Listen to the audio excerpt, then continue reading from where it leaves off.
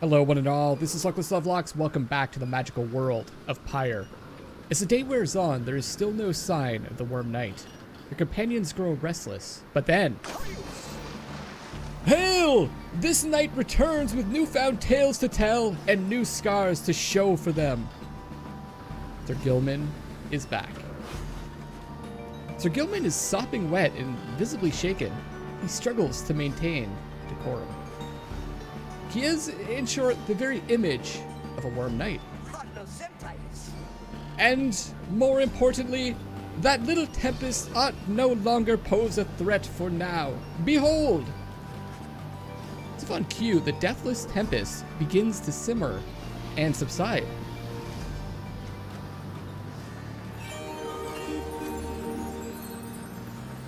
Wonder what he did. Would you look at that? He really did it.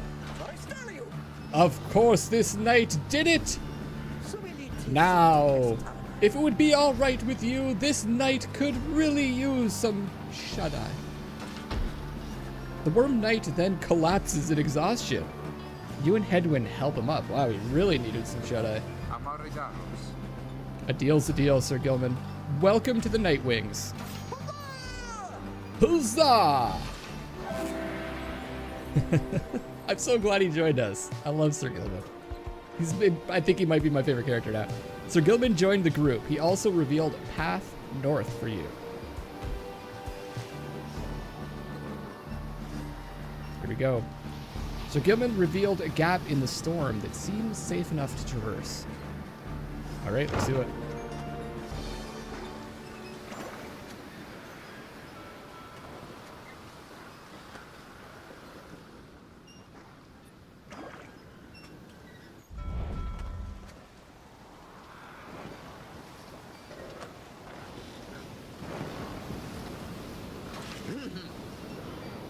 With Sir Gilman's aid, you managed to breach the tempest.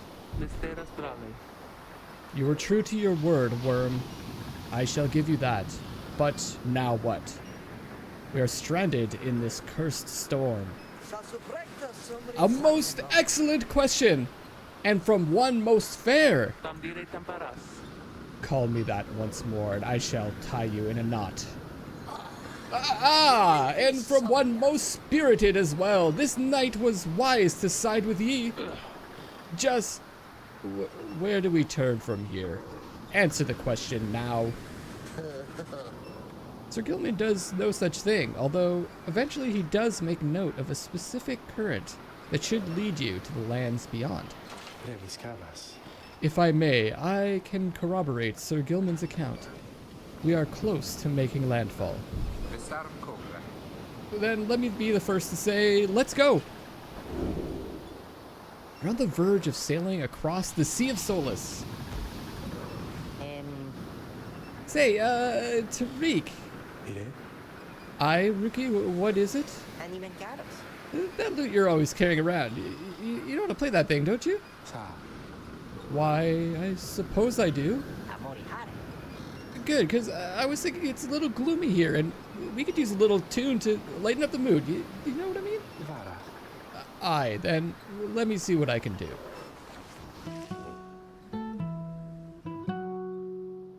Let's just enjoy the tune a bit.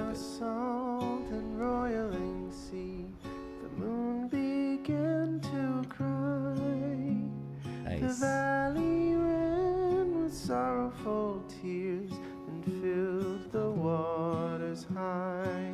Got a beautiful singing voice. Misty morning over the brine belies a leaden sky. The stars all hide away from the chill until the evening rise. Just gonna enjoy this for a bit.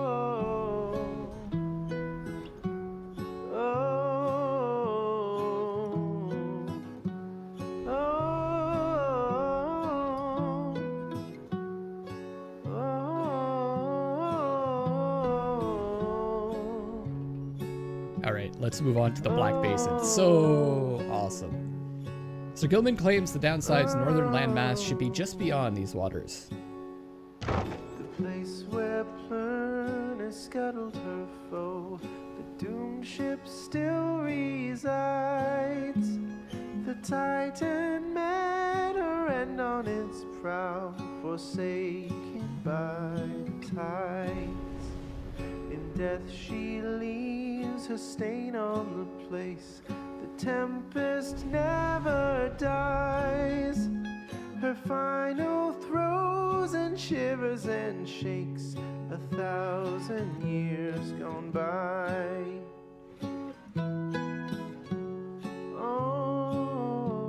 Is that lava? I was gonna say, how are we gonna navigate that? At last your wagon rumbles onto solid, jagged ground.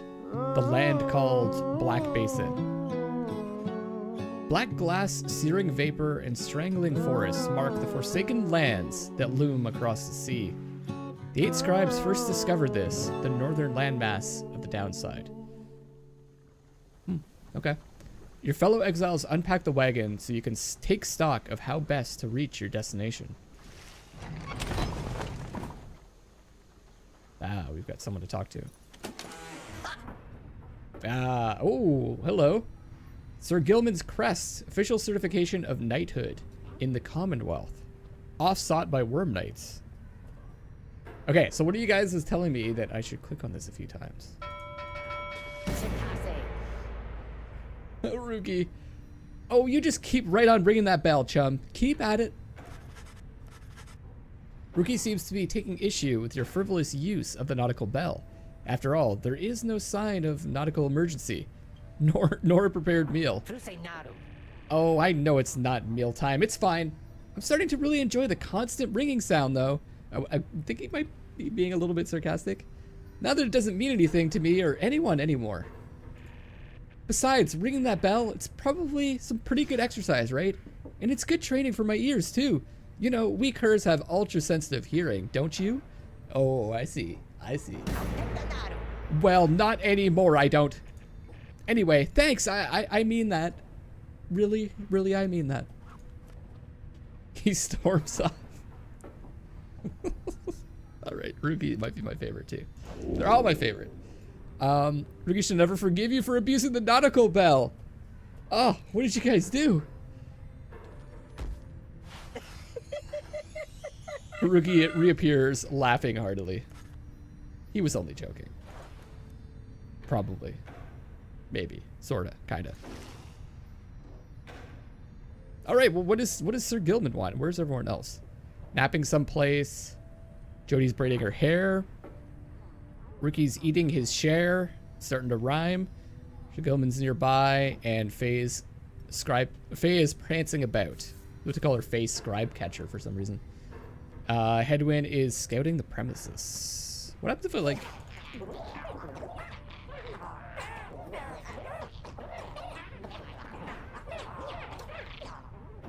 Okay, if I spam click that, it doesn't make a difference.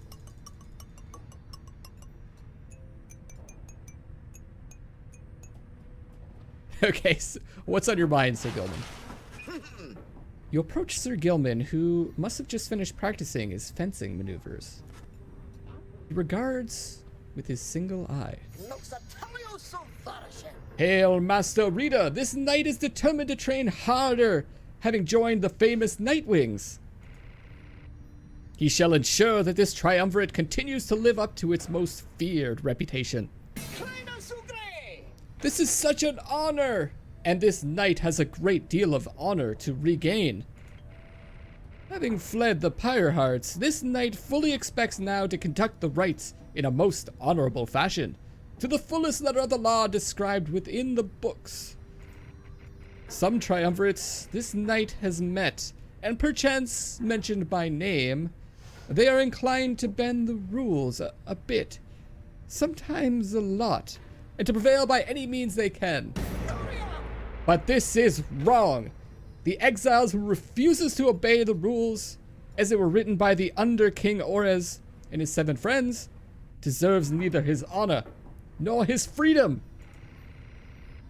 Thusly does this knight have confidence the Master Rita shall resist any temptations to conduct the rites in any underhanded fashion, Now then, this knight must undergo a thorough cleansing, having trained until the point of foulness. So please excuse him, Master Reader. He slithers off, humming some sort of chivalrous tune.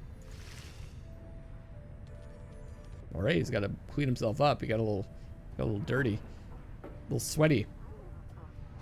At least he's doing okay, because he passed out pretty fast. Let's take a look around and see where we can go. Oh, I love these like columns. I don't know what to call them. You find that Hedwyn has asked for several volunteers to scout the area and report back. Alright everyone, don't go too far, and let's meet back by dusk. Please use caution. The exiles dwelling in these lands are, well, rather territorial. For your part, you remain with the Black Wagon to keep watch. You see occasional dark shapes soaring across the sky, but none of them draw near enough for you to see any detail. Eventually, your companions make their way back, and everyone arrives as planned, or earlier. Hi everyone, I'm back. I've come back.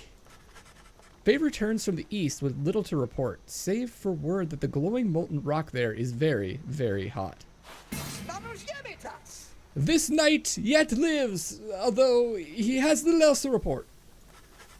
The newest member of the group, Sir Gilman, returns from a northern pass, visibly shaken. He appears to have discovered an intense fear of heights. I'm with you there, Sir Gilman. Tizo? Tizo wonders whether any species of fish lives in the pools or rocks nearby. Tizo loves the fish. The little imp Tizo seems disappointed to have left the water behind. He remains with you, near to the wagon. There is a western pass that seems traversable. If we travel by the light of dawn, the shadows and the crags may well cover our advance against whomever may be watching. Begging your pardon, I do not wish to contradict your strategy, madam.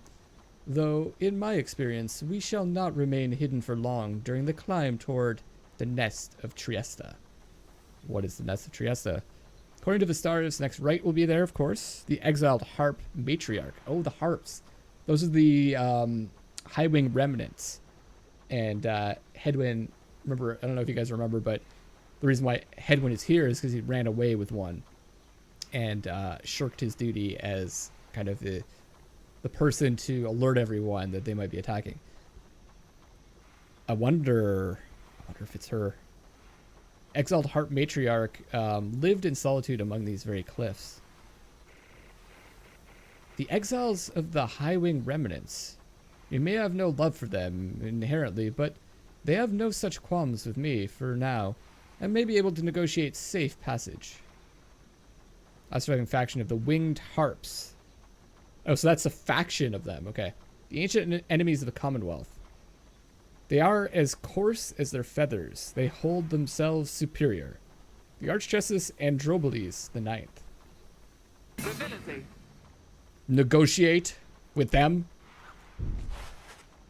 Then Hedwyn steps in as the lone minstrel bows and backs away. Backs away slowly, keeping his eyes on Jody the whole time. Hey, let's not decide on this just yet. We're not going anywhere right now. That much we can agree on. We'll decide how best to go ahead come morning. For now, let's take the rest of the afternoon and get our bearings. Jodariel glares at the sky as everyone else disperses. Rest of the day to practice your vocations. Okay, excellent.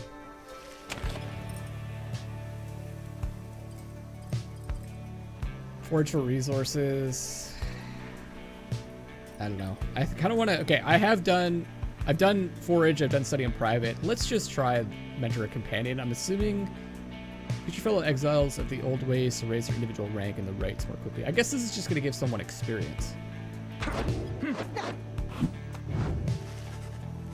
Having gleaned knowledge from the Book of Rites, you can impart some of its teachings.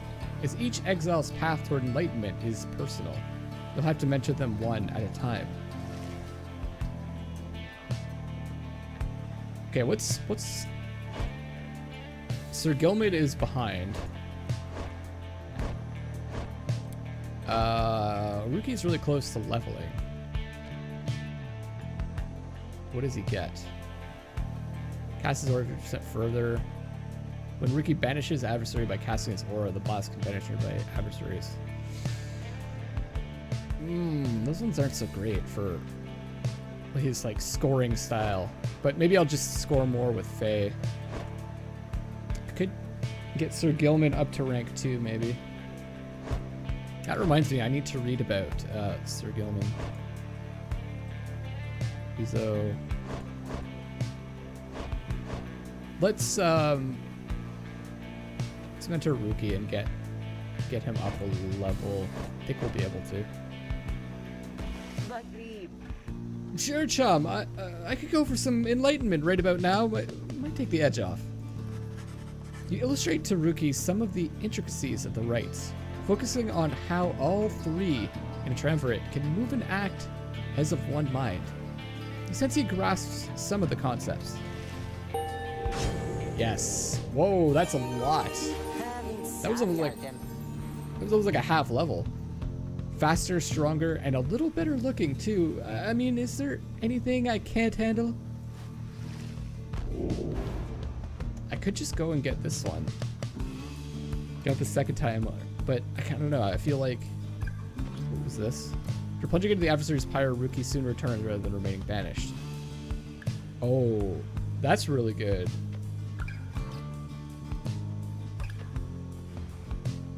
%50 farther. Oh, this is a tough one.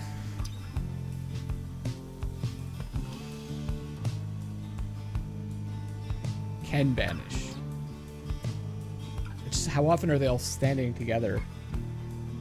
I think I like the 50% further. Because then we can outrange them, right? So you get 1,000 enlightenment for a private lesson. What are these? Banished by an adversary, Rookie has 50% chance to return in only 1 second. Sprinting, Rookie accelerates faster than usual to even. I should have probably taken this one. Let's go further. Whew. I gotta hand it to you, chum. The book's not quite as boring as I thought. I better go lie down. I feel like I might be making all the wrong choices, but I mean, ultimately, it comes down to my play, less so than the abilities, I think. So let's continue. Okay, the Highwing Cove, or the Black Shore. A low road to the nest of Trieste passes through razor-sharp sands. Jodariel wishes to avoid the harps by staying on the low ground. The high road to the nest of Trieste is patrolled by the Commonwealth's ancient enemies. The lone minstrel believes he can negotiate safe passage with the harps through this path. Okay. This is probably the safer path, but I want to see what happens if we bring Jodariel and Hedwyn into Highwing Cove. So this is more because I just want to see what the interaction is going to be like by going this way, rather than maybe it's the smartest choice. So let's pick Highwing Cove.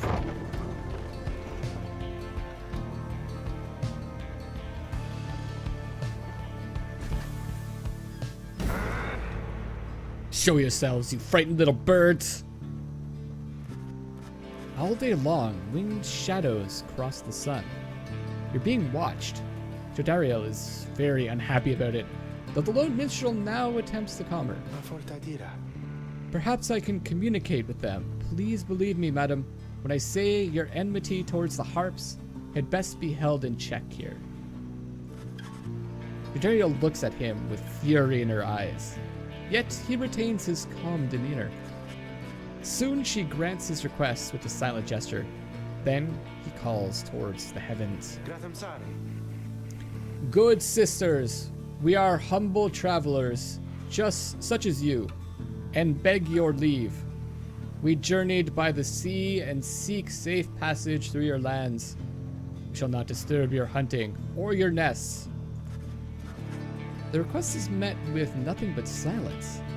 You search in vain for any indication of acknowledgement. Then, without notice, one of them appears. She swoops the minstrel up and out of sight before Jodariel can respond. Oops, we made a mistake. Damnation, wait here. I shall go find him. For a long, terrible moment, you're alone with your panic. Soon, however, the lone minstrel returns. Amid the sound of flapping wings, he dusts his cloak and calls out toward them. We thank you for your hospitality, good sisters. We shall be on our way. Having seen this, Jodariel returns, sullen. The exiles of Highwing remnants are letting you pass, for now. Seems they're having some dispute within their ranks, and wish no further troubles for the time. It is a warning, one that leaves Jodariel fuming. Oh my god. That's a lot of hope. I think she already has not that much hope. Maybe I just won't use her for the next right. That was like I thought that was a bad choice. Look at that. It's like a unicorn. At last you arrive at the nest of Trieste, where the next rite is soon to commence. You cannot shake the feeling that unseen eyes watched your wagon's ascent, and remain watching now.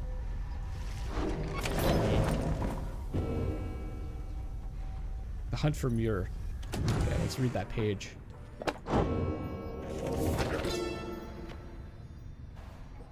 In the words of Galathanian, the Master General, my emperor lay there, bleeding and alone, stranded in a bitter land beyond the river. With fleeting consciousness, he understood the folly of his quest, and the folly of his rule over his country. Thus did he await the last embrace. It was the imp Haub that nursed him back to health and warned him often of the dangers he would have to face. Many enemies of Muir would come in search for him, some under employment by the rope collar, some longing openly for cold, uncomplicated vengeance. I was one of them.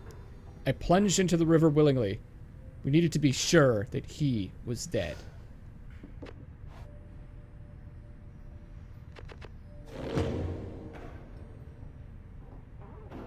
Anything else to look at here? Reviewing strategies. Okay. Oh, I wanted to read about Sir Gilman before we moved on. The Honor Seeker. He is once a proud knight of the Sea Dominion on a self-made quest to regain his honor. We've got the slash. Detonates his aura trail and snaps back to its end. Jump. Leaps high enough to evade adversaries' auras, and slither. Surges forward at high speed. It's a really weird way of playing with him because it's like run past everyone and then go back. Not really good for scoring. More like better for banishing, I'd say. This is the is Sir Gilman. The Worm. Relatively intelligent amphibians, known for their chivalry, hot tempers, and reckless determination. It was inevitable that the Sea Dominion's teeming masses clambered onto shore, seeking glory. Past Worm Knight. Title Knight means nothing in the Commonwealth, but means a lot to worms. Those who clambered from the depths, a willing new employer in the Commonwealth. Okay, interesting. Observations. One of the outlandish Worm Knights of the Sea Dominion. He appears to have withstood many battles in the name of the Commonwealth, which employs many of his kind for its ongoing war against the Highwing remnants. His exile seems to be self-imposed, though. Even he can only take so much abuse from his fellow knights. Self-imposed exile. Why would you want to... Oh, look at that quickness. It's like by far the fastest. Glory's 15. Taking Edwin is kind of the average. That's like below average. Really low presence. Kind of a bit above average hope. Look at Jodariel's hope, though. Even more quickness. Glory's not bad.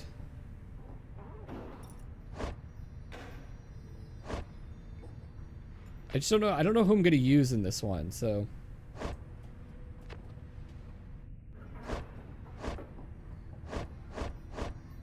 I guess we can give him... Oh, we still have the moon crest.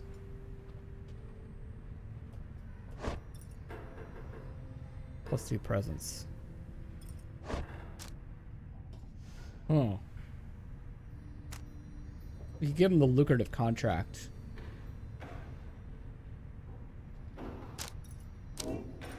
Because he's good at banishing people. That seems good.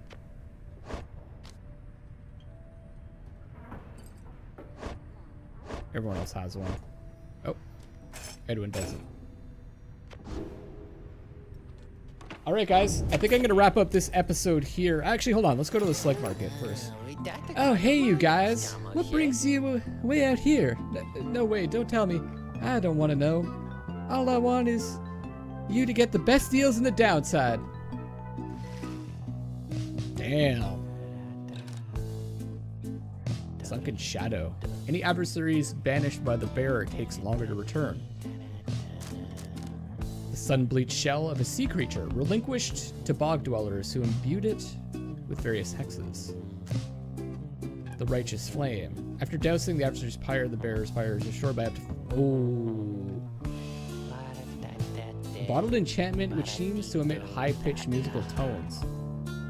Almost like an electrified mandolin. That's pretty solid. Can't afford it right now though. Thorn Knot. When aura casting raises the bearer's maximum range plus 8%. Grants the bearer plus 2 hope. 10%. 45. 45 at the start of the raid. Right, those have been around for a while. Plus 7. This is pretty good.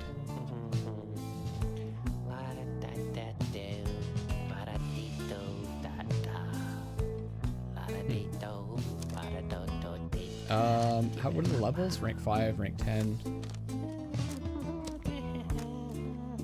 Let's just get these though.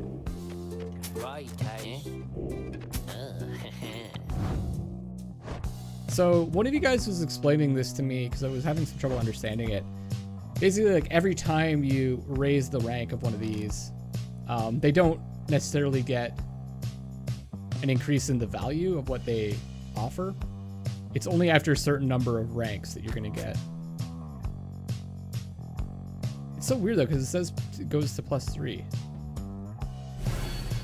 There we go, okay. Yeah, so I think last time it did say goes to plus 2. Right, and then the next 2 ranks up gave me an extra plus 1. Okay. Let's do quickness. Bring it to plus 3.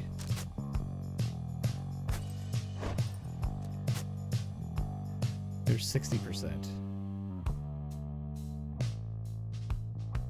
Oh, that's right. And this we gave the extra length on the aura as well. That works out nicely.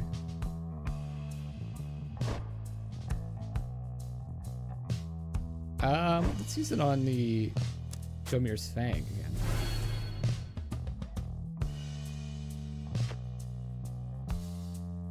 That's cool. That's gonna be it for now. Hopefully we can get one of these larger ones next time. This is pretty cool too. I could raise the length of the aura even further. See you guys again sometime soon, maybe, okay? Because I gotta say, you're my favorite customers I had all week. Question mark? All week? He's not sure. Okay guys, I'm gonna wrap up this episode here. I'm gonna get in a practice run off recording because I haven't played for a day. And then we're gonna commence the next raid. Looking forward to it. This is Luckless Lovelocks signing off for now, and I love you all.